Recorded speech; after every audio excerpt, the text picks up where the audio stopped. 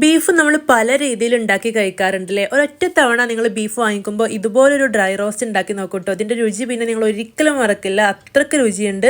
നമുക്ക് ചോറിൻ്റെ കൂടെയാണെങ്കിലും പൊറാട്ടയുടെ കൂടെയാണെങ്കിലും ഗീ റൈസിൻ്റെ കൂടെയാണെങ്കിലും ഒക്കെ സെർവ് ചെയ്യാൻ പറ്റിയൊരു അടിപൊളി ഐറ്റമാണ്. അതുപോലെ വിരുന്നുകാരൊക്കെ വരുന്ന ദിവസങ്ങളിൽ നമുക്ക് ഇതുപോലെ തയ്യാറാക്കി കൊടുക്കുകയാണെങ്കിൽ നിങ്ങൾക്ക് വീട്ടിൽ സ്റ്റാർ ആവാൻ പറ്റും. അത്രയും ടേസ്റ്റുള്ളൊരു ബീഫ് ഡ്രൈ റോസ്റ്റ് ആണ്. അപ്പോൾ നമുക്കിത് എങ്ങനെയാണ് തയ്യാറാക്കുന്നതെന്ന് കണ്ടു നോക്കാം. 1 കിലോ ബീഫാണ് ഞാനിവിടെ എടുത്തിട്ടുള്ളത്. ഇത് കുക്കറിലേക്ക് ചേർത്ത് കൊടുത്തിട്ടുണ്ട്. ആദ്യം നമ്മളിത് വേവിച്ചെടുക്കുന്നത് കുക്കറിലാണ്. ഇനി നമുക്കിതിലേക്ക് മുളക് പൊടി ചേർത്ത് കൊടുക്കാം. ഞാനിവിടെ കാശ്മീരി മുളക് പൊടിയാണ് ചേർത്ത് കൊടുത്തിട്ടുള്ളത്. 1 ടീസ്പൂൺ ചേർത്ത് കൊടുത്തിട്ടുണ്ട്. ഇനി കുറച്ച് മഞ്ഞൾപ്പൊടി, ഒരു 1/4 ടീസ്പൂൺ മഞ്ഞൾപ്പൊടിയും ഈ ഒരു ബീഫിലേക്ക് പാകത്തിനുള്ള ഉപ്പും കൂടെ ചേർത്ത് കൊടുത്തിട്ടുണ്ട്. ഇനി കുരുമുളക് പൊടിയാണ് ചേർത്ത് കൊടുക്കുന്നത്. 1 ടീസ്പൂൺ കുരുമുളക് പൊടിയും 1/4 കപ്പ് വെള്ളം കൂടെ ഒഴിച്ചു കൊടുത്തിട്ടുണ്ട് കേട്ടോ. എന്നിട്ട് നമുക്കിത് വേവിച്ചെടുക്കാം. നന്നായിട്ടൊന്ന് മിക്സ് ചെയ്തിട്ട് അടച്ച് വെച്ചിട്ട് 2 വിസിൽ ഹൈ ഫ്ലെയിമിലും പിന്നെ ഒരു 3 വിസിൽ ലോ ഫ്ലെയിമിലും വേവിച്ചെടുക്കുക. ബീഫ് വെന്ത ശേഷം നമുക്കൊരു മസാല തയ്യാറാക്കി എടുക്കണം. അതിന് വേണ്ടിയിട്ട് 1 ടീസ്പൂൺ കാശ്മീരി മുളക് പൊടിയും 1 ടീസ്പൂൺ ഗരം മസാലയും 2 ടീസ്പൂൺ കോൺഫ്ലവറും കുറച്ച് ഉപ്പും ചേർത്ത് കൊടുത്തിട്ടുണ്ട്. എന്നിട്ട് ഇഞ്ചി വെളുത്തുള്ളി പേസ്റ്റ് ആണ് കേട്ടോ ചേർത്ത് കൊടുക്കുന്നത്. ഇതൊരു 1.5 ടേബിൾ സ്പൂൺ ചേർത്ത് കൊടുത്തിട്ടുണ്ട്.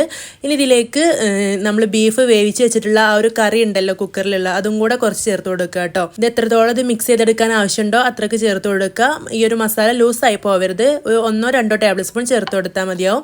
എന്നിട്ട് വേവിച്ച് വെച്ച ബീഫിലേക്ക് ഈ ഒരു മസാല ചേർത്ത് കൊടുക്കുക കേട്ടോ. ഞാൻ ഇഞ്ചി വെളുത്തുള്ളി പേസ്റ്റ് ചതച്ചെടുത്ത സമയത്ത് ഒരു പച്ചമുളകും കൂടെ ചേർത്ത് കൊടുത്തിട്ടുണ്ടായിരുന്നു. ഈ ഒരു ബീഫ് ഈ സമയത്ത് തന്നെ നന്നായിട്ട് വെന്തിട്ടുണ്ട് കേട്ടോ. ഇതുപോലെ വേവണം. ഇനി നമ്മൾ ഒരുപാട് സമയമൊന്നും ഫ്രൈ ചെയ്തെടുക്കൂല. അപ്പോൾ നന്നായിട്ട് തന്നെ മസാല തേച്ച് പിടിപ്പിച്ചിട്ടുണ്ട്. ഇനി നമുക്കിത് കുറച്ച് സമയമൊന്നും മാറ്റി വെക്കാം കേട്ടോ. 1/2 മണിക്കൂർ ഫ്രിഡ്ജിൽ വെക്കുകയാണെങ്കിൽ നല്ല അടിപൊളിയായിട്ട് കിട്ടും. എന്നിട്ട് നമുക്ക് ഫ്രിഡ്ജിൽ നിന്ന് എടുത്ത ശേഷം ഇതിലേക്ക് 1 ടേബിൾ സ്പൂൺ വിനാഗിരിയും 1 ടീസ്പൂൺ ചില്ലി ഫ്ലേക്സ് വറ്റൽമുളക് പൊടിച്ചതും കൂടെ ചേർത്ത് കൊടുത്തിട്ട് വീണ്ടും മിക്സ് ചെയ്തിട്ട് ഒരു 5 മിനിറ്റ് മാറ്റി വെക്കുക. ഇനി നല്ല ചൂടായ വെളിച്ചെണ്ണയിലേക്ക് ഇത് ചേർത്ത് കൊടുക്കുക കേട്ടോ.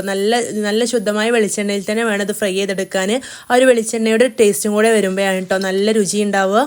അപ്പോൾ മുഴുവനായിട്ടും ഞാനിവിടെ ഒറ്റ ബാച്ചായിട്ടാണ് ഉണ്ടാക്കിയെടുക്കുന്നത്. 1 കിലോ ബീഫ് ആയതുകൊണ്ട് ഒറ്റ ബാച്ചായിട്ട് തന്നെ നമുക്കിത് ഫ്രൈ ചെയ്തെടുക്കാൻ പറ്റും. അപ്പോൾ ആദ്യം ഹൈ ഫ്ലെയിമിൽ ഇട്ടിട്ട് ഇതിലേക്ക് എണ്ണയിലേക്ക് ബീഫ് ഇട്ട് കൊടുത്ത ശേഷം മീഡിയം ഫ്ലെയിമിൽ ഇട്ട് കൊടുത്തിട്ട് നന്നായിട്ടൊന്ന് മിക്സ് ചെയ്ത് ഇതൊന്ന് ഫ്രൈ ചെയ്തെടുക്കുക. ഒരുപാട് സമയമൊന്നും മൊരിപ്പിച്ചെടുക്കണ്ട കേട്ടോ. ഇതുപോലെ ഒന്ന് മൊരിഞ്ഞ് കിട്ടിയാൽ മാത്രം മതി. ഒരുപാട് സമയം വെച്ചിട്ടുണ്ടെങ്കിൽ ഇത് ഹാർഡായിട്ട് മാറും കേട്ടോ.